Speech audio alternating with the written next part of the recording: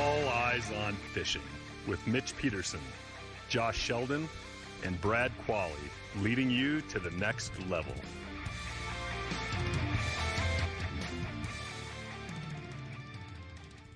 Everybody, welcome back to All Eyes on Fishing. Tonight, we're going to be talking about Plan C. What?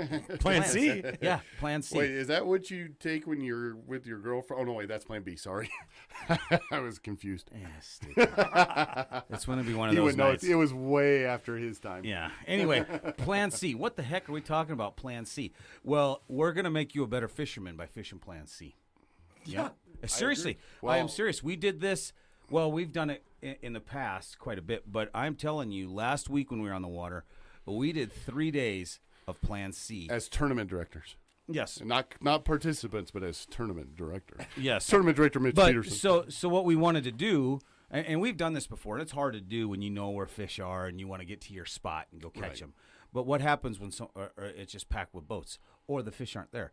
Now you're going to go to your next spot, Plan B. Oh, right. So what we're talking about is, unless you're fishing for cash, I mean, if you're out there competitively fishing, of course you want to get on your fish. But to make yourself better, if you're decided today or right now it's a live bait, we're jigging, nope, don't jig.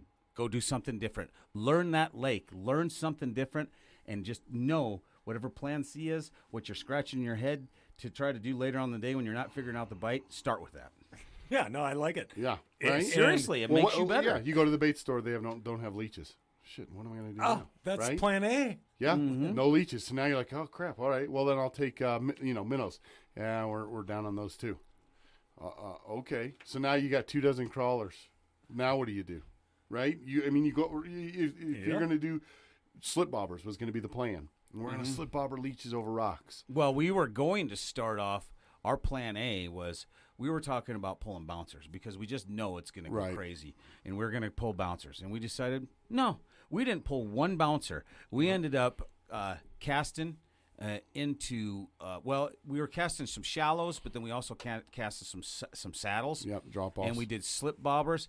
And where we would normally fish, we would have been pulling bouncers through there, and we know we were going to hammer them, right? But we went to spots there was nobody. I'm talking, we haven't even fished these areas before, but we rolled up and we said, we're going to try it. We're going to learn this lake different. We're going to learn a different technique this time of year. Yep. So we have Plan A, B, and now C. Yep. Well, we had to. The entire tournament field went up to the other end of the lake. Yes. So we had to go to and the that's where opposite we end. would have went. Yeah, oh yeah, If that's we were absolutely fishing where it, we would have gone. We knew the fish are on the west end this time of year. Yep. You know the thing that I love about Plan C's a lot of times? They work. Sometimes they work better. Yeah. They do. You know, I learned this a long time ago, too. A affects B affects C. And so, yeah, somewhere down the road, because you're Plan A and Plan B not panning out, right? And you got to go to Plan C, it all falls together. Yeah. Well, I think a lot of guys get comfortable in what they're doing right now, right? Well, and Mitch said, growing up in Minnesota, year after year, season would open, he goes and he gets, minnows, and they're going out and they're doing Lindy rig or they're doing slip bobbers or whatever, and that's what they do at this, same couple spots every year after year, and the fish are always there, and well, what if they're not there? So if you went back to Minnesota, Heron Lake area with your buds, and it was right now when it's just opening here in Minnesota, and you went there and said, no, we're going to go cast shorelines with jerk baits or whatever. Yeah. Whatever it is. What would they say? No, we're not going to those points. They'd look at me like I was crazy. Like, well, no, we're not. But I got these crawlers I just dug up out of the garden, right? And we're going to use them. Yeah. Right. So what would you say to them? No, let's be like, no, you guys watch this. Yes. And we would go and we would catch them, and they'd be like, holy shit. Because it makes me think of your buddy that never pulled bouncers before. Yep. They don't pull bouncers up there. Or from your neck of the woods. I mean, your group of friends where they fish your local lake, they just didn't. They're like, no. So we gave him a Plan C, maybe D, and said, try it. And he came back a week later and was like, holy cow. Wow. Yeah. He's right? like, holy man, that was just killing him. I'll never forget when I told him about it. Like, and right behind the bouncer, 2 foot lead, blah, blah, blah. Told him the setup. He's like, those fish will come right up behind that big chunk of lead, dragging it. I was like, yep. They sure will. Yep, for sure. And I could just hear it in his voice, like, yeah, right. Right. Uh-huh. Sure enough. And then what happened? You got The a next phone call was a little different. Yeah. Yep. What'd he say? Holy shit, dude! Yeah. Wow. Yep. Yeah, I mean, it really is. It's one of those things where it's, fishing, a lot of times going for plan C, if I get extended periods of time to be able to fish or pre-fish for a tournament, right? So instead of our usual couple days or 3 days, let's say I do get 4 days or even crazy 5 days, right? There's usually a day or two in there where it's the plan C day. It's, well, we've looked at all the spots we've identified on the map or the spots that we know because we fished this lake before. We've gone through. Now let's take a half a day or 3/4 of a day and let's go fish some areas we have never fished before. I mean, let's go. I mean, everybody, like you sit there and you're at the start, right? And you watch 100 boats fire past this certain cove. All of them. Yep. Right past it because it's close to the start. Well, let's go in there and see. There's a guy that I know fishes our tournaments. He's exactly like that. He fishes the end of the lake closer to where the start is, and does really well. And if we have a 120 boat field, 118 of them fire right past, and he trails off, and goes back and fishes that side of the lake by himself the whole day, and he ends up coming in with, big bags. So it really is. It's fun too. I mean, this weekend we had a blast. We were all fishing. I mean, different stuff, different things, because we didn't care, right? It was like, well, let's go out and fish. Poor Mitch was down verifying fish, and we did get to fish a little bit more. We fished than a touch Mitch. more. Well, I tell you that it was a perfect thing though. So where we're fishing, I mean, typically it's a jig crawler bite, right? Live bait. Or we're pulling bouncers and crawlers. And we set up with our jigs and we were casting some plastics tipped with crawler, and then I was fishing just a lead head with a jig or a lead head jig with a crawler, vertical jigging, casting it. Right. And Junior here throws out a slip bobber, same area, this little bowl we were fishing, and oh my God, I mean, it was 4-1, 5-1, easy. And it's not that Josh is the master at slip bobbers. I'm not going to lie. He's got it dialed. But, no, they preferred that bait, right up, 6-8 inches, wherever you had it set at. Subtle. Up off the bottom, just hanging there, not doing anything. Versus, even fishing our jigs real slow and cautious like that. All day long. Slip bobber. And it didn't matter where. We went to spots we've never fished before. Because we wanted to stay out of the guys that were fishing for cash, right? Yep.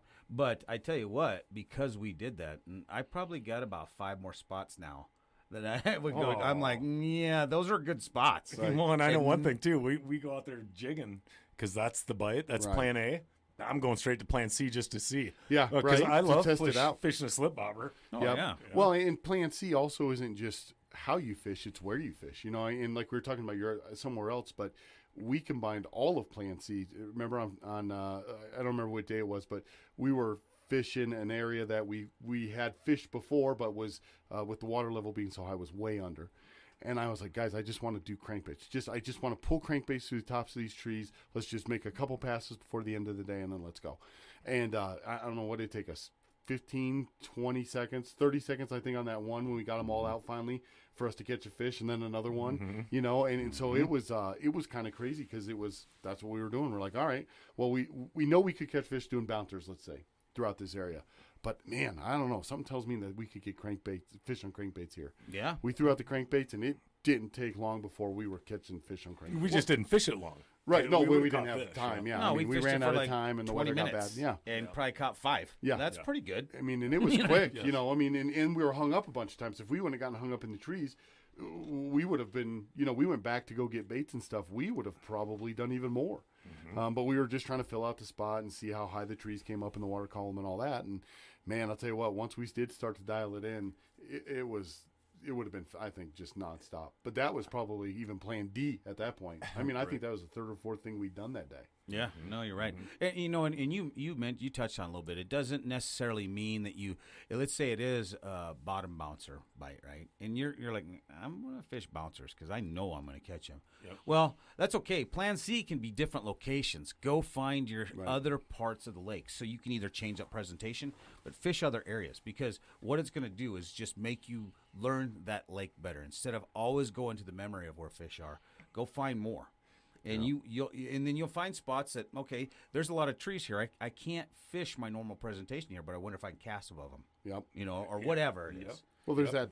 I think this is the time when you find that spot within a spot, right? You know you fished this area before, but I've never quite wound all the way to the back of that little cut. I haven't quite.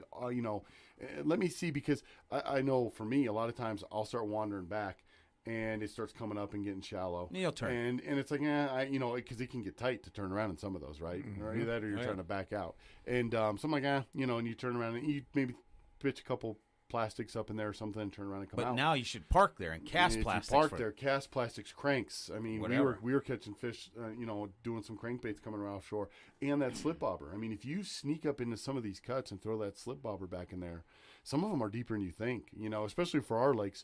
But even if it's a flat bowl, prairie type lake, or it's a Michigan lake where you've got some rocky structure or submerged island, you're on the backside of it. Man, that's we found a lot of good spots just kind of sneaking back. And just exploring. It is, and really, learning it. Well, and that's kind of what Plan C comes to me when we're talking location is you don't know what you don't know. Right. So just everybody picture yourselves on your favorite lake. You've got all your spots. Dude. We totally need T-shirts. We need. You don't know. You don't know. You don't know. Mitchisms. Yeah, he comes up with some of It's pretty deep though. Think about it. Hey, It's almost too deep. Yeah. But okay, so Only half picture a beer yourself on your traditional lake, right? Oh yeah, the walleyes are up on that flat. They're over on this break, that point, blah blah blah. This time of year, all that.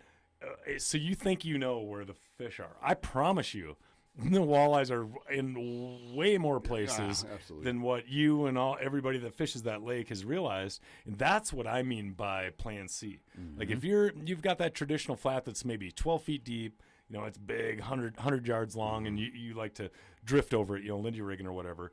Yeah, well, do you ever fish super shallow? Up in the trees, up in, the submerged rushes and weeds and stuff like that. Have you ever even done it? Right. Probably not, because you catch plenty of fish out there on that flat that you fish over and over again. Right. But what happens when you go there and the pressure is on that island, the fish have pushed off? Now you're like, man, I don't know what to do. It's a slow day. Well, we didn't catch as many. I mean, that's the usual boat result. traffic, and I see it. You see it on social media postings. Oh, the boat traffic was terrible. We got forced off the lake. No, you didn't get forced off the lake. You got forced off your spot, and you didn't go find another spot on your lake. Yeah. And that's the difference, right? There's nothing better than we have two local lakes that we fish a lot, right? And we've probably fished, almost every square inch of it at some point or another.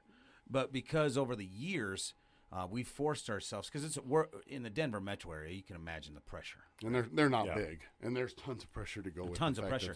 So we ended up years ago developing Plan C's and D's because there was already too many boats there. It was just not feasible Dodging to jet fish. skis. So we're like, well, it's open over there. So we just started fishing areas that we've overlooked before. And now they're some of our most productive ones that we go to. Right. And it makes you better, a better fisherman, because you understand that lake better. Yeah. But it gives you choices. It gives you options. Yep. But I'm telling you, there's fish. There's fish near there. If it's not right there, it's going to be somewhere near there, and they're going to be biting on something. Right. I mean, it's not going to be just this barren place of water that a fish never swims through. It's going to be something. I can remember a long time ago, I went to Michigan to see my aunt and uncle, and they were they live on a lake, and it's a chain of lakes. And we were going through, I had my uncle's pontoon, and we're going through these chain of lakes, and, not my preferred way to fish, but I wanted to fish. It's Michigan. Heck yeah, let's go fish, right? And I remember getting out on the lake, and a lot of those viney weeds, I don't know what you call milfoil. them. Is it milfoil or something? They were growing all the way up to the surface. Well, I had not fished at that point very much water that looked like that. So I was very frustrated because I was used to doing bouncers or whatever, and you couldn't do that. You couldn't get it to the bottom. If you got it to the bottom, you couldn't get it through the weeds or whatever. So I started casting and just pulling jigs through it. And like you guys were talking about in previous podcasts, it would get hung up and I'd rip it through, and that's most often when I get a walleye or a northern or something. I learned a ton. Well, now I fish lakes that have that all the time. So now fishing it is just second nature. It's like, I look for it. Let's go do it. Yeah. So now I want to get my fat butt back to Michigan, and I want to fish those lakes again, because now I've got 1,000 different ways to fish that type of cover. As before, I was at a complete loss. I was completely I know lost. that one time, me and my dad went up and we were fishing up in Canada. And I don't remember the name of the lodge we were at, but when you left the lodge, we rented one of their 16-foot boats with 25 horsepower. It had no electronics or nothing, so you just didn't know. But we're gonna give her hell and go. So I was talking to the guy that owned the lodge. And he goes, I'm telling you, right when you get out of it, because you had like probably about a quarter mile or so like slough before you got out on the lake. He goes, right when you get out, there's going to be a bunch of rock croppings right off to your left side. He goes, if you the slough here has northerners like there's no tomorrow. He goes, but once you get out there, those walleye are just going to be stacked up on that first point. And it was obvious. We came around, I was like, oh, there they are. Well, I can't see him, but I can feel him. I was like, that's the point he's talking about. Well, the whole time we were out there, we saw 2 other boats the whole time, and there's one sitting right there. I'm like, really? I mean, this is day one, right? So we didn't know the lake at all. So there's an island that's sticking out probably about 5 minutes away with a 25 horse. I said, let's go cast that island. Holy crap. We clubbed them. I'm talking 100 fish days. And when I came back, he goes, well, I've never made it. This guy lives there and has a service. And he's like, I've never made it to that island. I never needed to. And I'm I like, just stop at one of the close places. And I'm like, catch a billion dude, fish. I go, look at all these photos that we took. And he's like, I'm going to be telling people to go there, because it was so big that you could fish 30 boats around it, right? Right. And this little rock point that he was talking about, I could have went in there, but it would have been kind of cheesy to go right up on this guy when you have a whole lake. Right. So we went over there, and we fished that whole island for 5 days. Yeah. The whole thing around it, and we caught more fish than you can ever imagine. Yeah. Well, and that's really a really good point when you're talking about it, is what if your electronics go out, right? Or something happens and you don't have what you usually have. So now you're kind of going on your instinct. All right, well, the shoreline here looks pretty good. If this shoreline continues off into the water, let's go feel it out and see how deep, and let's find these fish.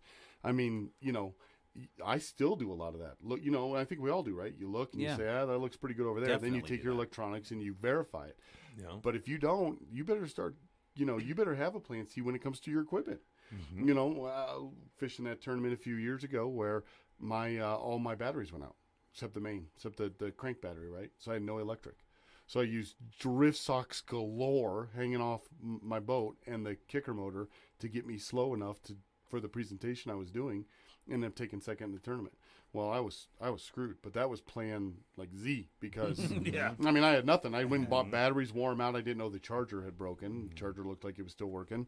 I put new batteries in, and those didn't work. So I was way screwed and a few $100 into it. So, but you had done other kinds of fishing with drift socks and stuff that gave you that ability to do it. Exactly. And I'm telling you right now, if you wouldn't have done that, that's what we're talking about. Get out and do something different, because you got proficient at it before you had an issue. Right. And so I knew when I had to put down the kicker, and I didn't have all the fancy, troll, whatever the Mercury one is, but Troll Master, any of that. I couldn't turn down my RPMs. I had a throttle, so it wasn't a twist throttle. It was one that was, back up by the steering wheel. I mean, I'd barely bump it in a gear, and that bad boy was off. So I had to really figure out a way to, slow it down. Yeah. So I think that's important to know. It's like, you have to be able to do all sorts of things, and not only just. But you have to force yourself. But you have to force yourself. You I have hadn't to force myself to do it at other lakes. I actually learned how to do the drift sock trolling thing at McConaughey, because you had to. Well, I was running out of battery. I couldn't use my battery all day. It was killing me. So I had to use gas for a little bit if I wanted to use battery for most of the day. Well, I know 20 years ago when we first started fishing tournaments or really got into walleye fishing, you did pretty much the same couple things. You know what I mean? We're going to jig. We're going to Lindy rig. Bulk crankbaits. Well, and now there's so much in our arsenal because we forced ourselves to.